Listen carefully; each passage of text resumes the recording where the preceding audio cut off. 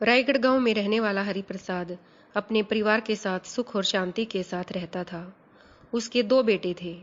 हरिप्रसाद एक व्यापारी था, तो उसके दोनों बेटे भी उसके साथ व्यापार में लग गए। एक दिन हरिप्रसाद को व्यापार करने के लिए दूसरे शहर जाना था, लेकिन उसकी सेहत कुछ ठीक नहीं थी। इसलिए उसने अपने बेटों को वहां भेजने का फैसला किया और अगली ही सुबह वह दोनों अपना अपना खाना बांधकर चल पड़े। सफर बहुत लंबा था, परंतु अचानक मौसम बहुत खराब हो गया। तेज बारिश और तूफान चलने लगा। दोनों भाई इस भयानक तूफान बारिश से बचने के लिए कोई ठिकाना ढूंढने लगे। ढूंढते हुए उन्हें एक पुराना सा घर दिखाई दिया। दोनों तेजी से उस घर में चले गए। उन्होंने अंदर आकर देखा तो उस घर की हालत देखकर यह लग रहा था कि इसमें कोई नहीं रहता होगा। खैर, उन्हें तो सिर छुपाने का आसरा चाहिए था।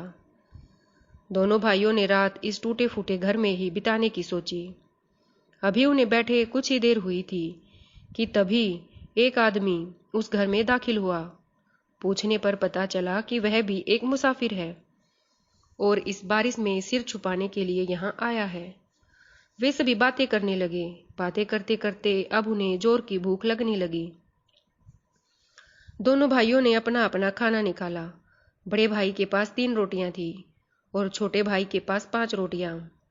परंतु वह तीसरा व्यक्ति जो आया था उसके पास खाना नहीं था, तो दोनों भाइयों ने उसे भी खाना देने की सोची। दोनों भाइयों की रोटियां मिलाकर कुल 8 रोटियां हो गई, मगर 8 रोटियों को 3 लोगों में बराबर कैसे बांटा जाए, ये समझ में नहीं आ रहा था। तब बड़े भाई ने कहा कि हम हर रोटी के 3-3 टुकड़े कर देते हैं, तो हमारे पास 24 टुकड़े हो जाएंगे। हम वो 24 टुकड़े 8-8 बांट लेंगे और इससे सबको बराबर रोटी मिल जाएगी। तीनों को ये बात सही लगी और उन्होंने ऐसा ही किया। 8-8 टुकड़े आपस में बांट कर खा लिए। तीनों की भूख अब शांत हो गई और सो गए। सुबह जब फिर उठे तो अपनी अपनी मंजिल की ओर चलने लगे। तभी उससे तीसरे व्यक्ति ने कहा, तुम दोनों ने मुझे कल रात जो रोटी खाने को दी थी, इसलिए रोटी के 8 टुकड़े खिलाने के लिए 8 सोने के सिक्के दे रहा हूं। दोनों भाइयों ने वो सोने के 8 सिक्के रख लिए और अपनी अपनी मंजिलों की ओर चल दिए। दोनों भाइयों ने अपना अपना काम निपटाया और रात को एक सराय में आकर रुक गए। तब छोटे भाई ने कहा, भैया, उन 8 सिक्कों को हम आधा आधा बांट लेते हैं। बड़े भाई ने कहा, अरे, बराबर नहीं बांट सकते। मैं बड़ा भाई हूं, इसलिए मुझे 6 और तुम्हें 2 सिक्के मिलेंगे। तब छोटे भाई ने कहा, लेकिन रोटी तो हम दोनों ने ही दी थी, तो दोनों को बराबर सिक्के मिलने चाहिए। दोनों में काफी देर तक बहस होती रही।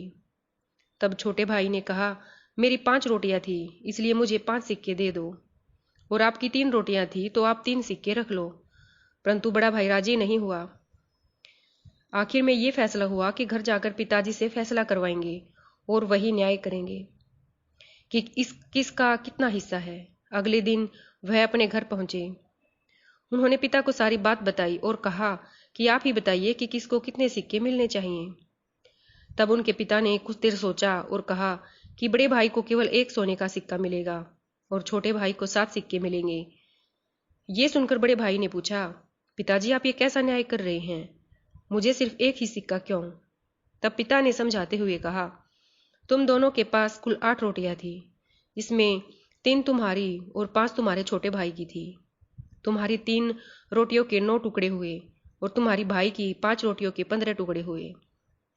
तीनों ने 8-8 रोटी के टुकड़े बांट लिए, यानी तुम्हारे 9 टुकड़ों में से 8 टुकड़े तुम्हें वापस मिल गए।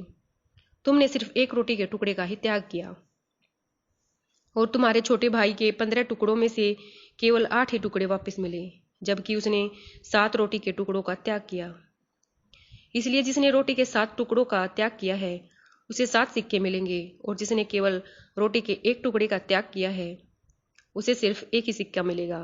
और यह मेरा न्याय बिल्कुल सही है। पिता का फैसला सुन छोटा भाई तो खुश था, लेकिन बड़े भाई को पश्चाताप हो रहा था।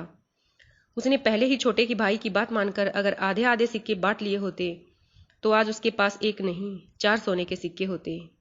लेकिन अब उसे पिता के फैसले को मानना पड़ा और एक ही सिक्के से संतोष करना पड़ा। धन्यवाद।